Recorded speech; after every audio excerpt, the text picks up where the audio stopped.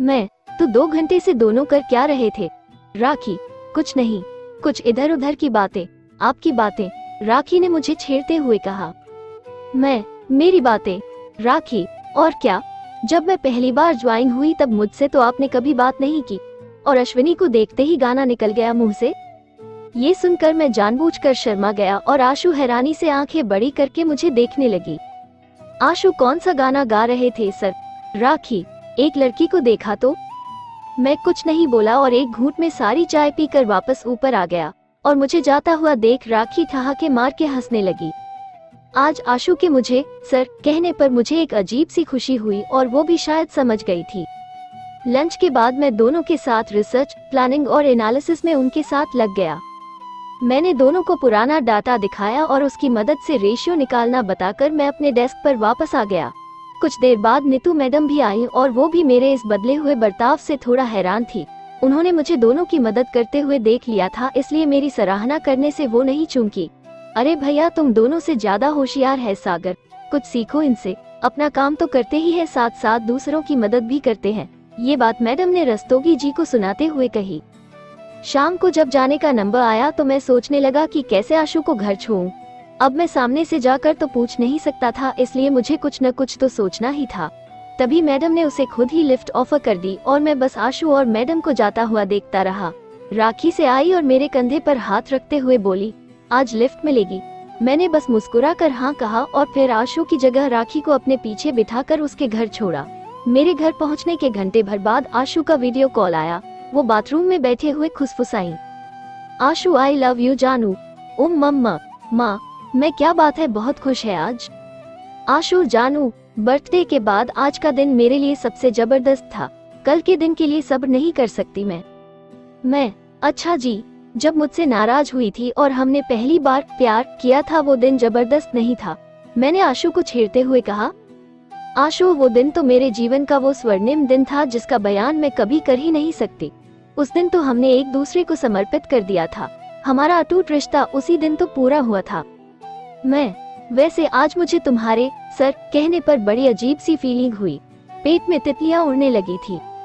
आशु, आपका नाम लेकर आपको पुकारने का मन नहीं हुआ, इसलिए मैंने आपको सर कहा। एक बात तो बताइए, आपने सच में मुझे देखकर गाना गाया था? मैं, हाँ, तू लगी इतनी प्यारी रही थी कि गाना अपने आप मेरे मुंह से निकल गया। ये सुनकर आशु मुस्कुराने लगी।